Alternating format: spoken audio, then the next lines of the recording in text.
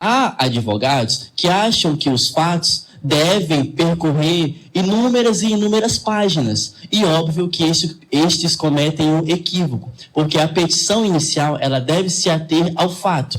Se eu estou, por exemplo, dando entrada em um salário maternidade, eu vou contar a narrativa sobre quando o avô da moça faleceu? Não é necessário para o processo, não é necessário para que aquilo seja de conhecimento jurídico. Logo, os fatos eles devem ser precisos, concisos e decisórios para que quando o juiz ou o estagiário for fazer a sua leitura, ele reconheça o direito ali assegurado. Muito obrigado. Achei ele bem seguro, com postura ereta, né? Não teve pêndulo. Aí minha xará, Helena. E ele posicionou bem, a postura emocional dele estava bem, não teve falhas e teve confiança no que ele transmitiu. Muito bem, uma salva de palmas de novo. Helena. Boa tarde a todos. Vou falar um pouquinho sobre a mediação extrajudicial, como ela chega nos ouvidos daqueles que têm menos conhecimentos, que a gente vai falar da transmissão no rádio. Foi feita uma entrevista, no qual foi eu que fiz essa entrevista no rádio, e falei um pouco sobre a mediação extrajudicial para aqueles que têm mais vulnerabilidade, têm menos conhecimento, e aquelas pessoas que moram lá na roça, que não conhecem os seus direitos em si, e que a mediação ela pode ser tratada de uma forma mais simples e que desafogue o judiciário. Obrigada. Parabéns.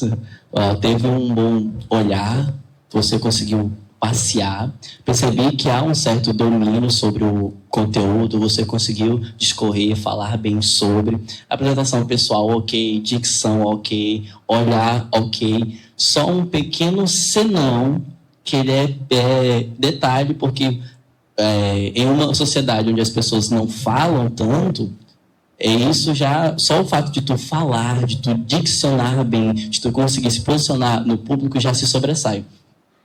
O teu movimento inseguro, a caminhada ela estava insegura e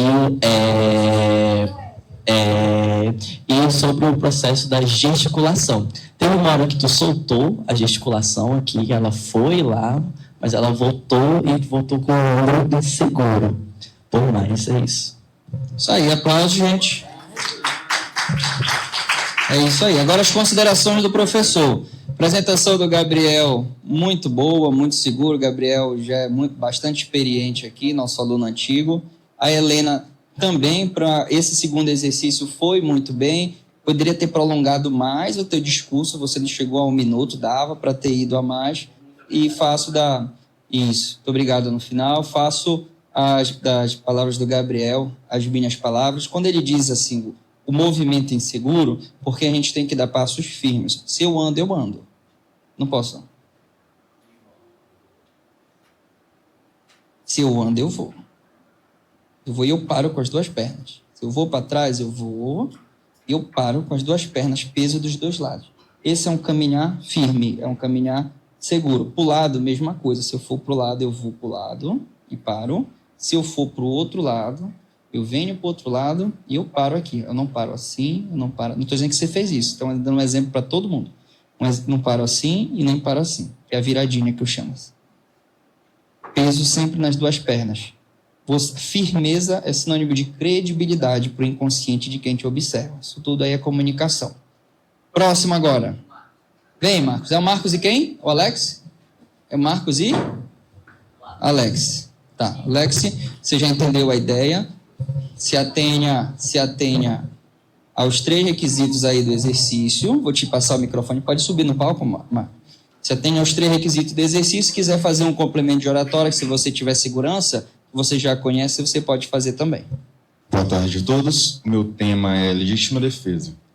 E vamos discorrer sobre que o nosso Código Penal traz que legítima defesa é aquele que age com os meios necessários, moderadamente, para que repela injusta agressão contra o seu direito. No caso, pode ser exemplificado pelo direito à vida.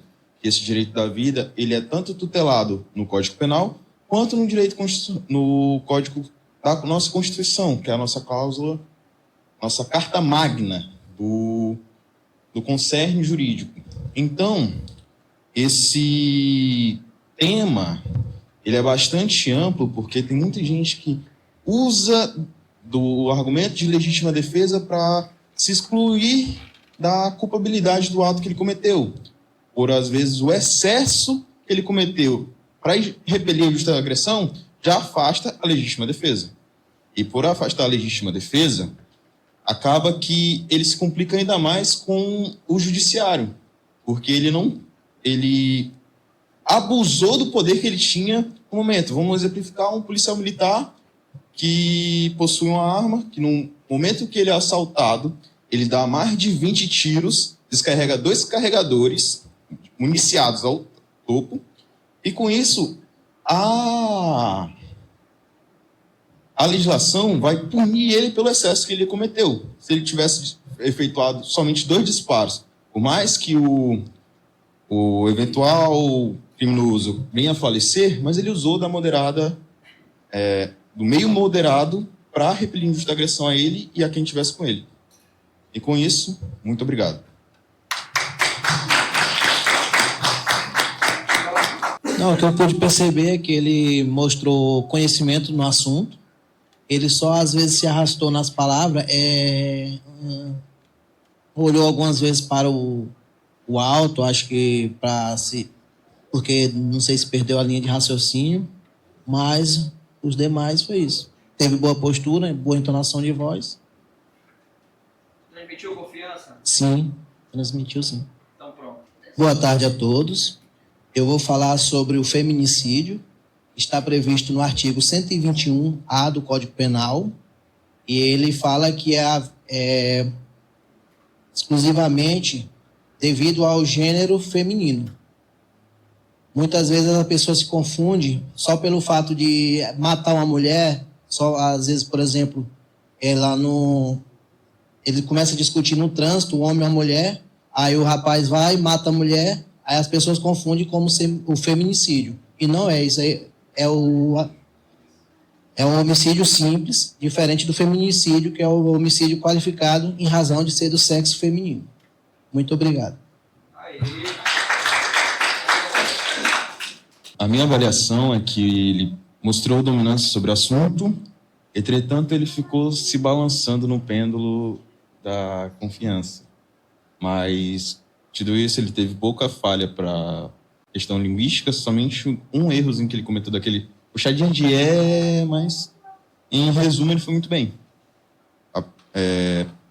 Se mostrou uma postura bastante de emoção controlada, passou confiança na fala dele, na hora que ele exemplificou o que era, trouxe o artigo, que eu achei muito importante isso, e mostrou conhecimento prévio da lei. Muito bem, uma salva de palmas para os dois. Vamos lá, as minhas considerações agora aqui dos dois. O Marcos, para um aluno iniciante, está demonstrando muita postura, está demonstrando muita técnica, está conseguindo transmitir confiança aqui na sua fala. Gostei muito da tua apresentação. Concordo com os apontamentos aqui do Alex. Todos os apontamentos seu foram bem feitos, não tenho nada a acrescentar. Quanto ao Alex, poderia prolongar mais aqui o tempo. Falou só 45 segundos. Marcos falou por um pouco mais de 1 minuto e 30, para 2 minutos tá bom, tá razoável. Tu tem conteúdo para te prolongar mais. Isso para mim é um traço que você estava ansioso, já queria sair. Mas tu estava com conteúdo, estava com uma desenvoltura boa, estava conseguindo aqui gesticular com as mãos, o olhar também, Alex, não esquece o tempo inteiro para a plateia. Ninguém está te julgando aqui.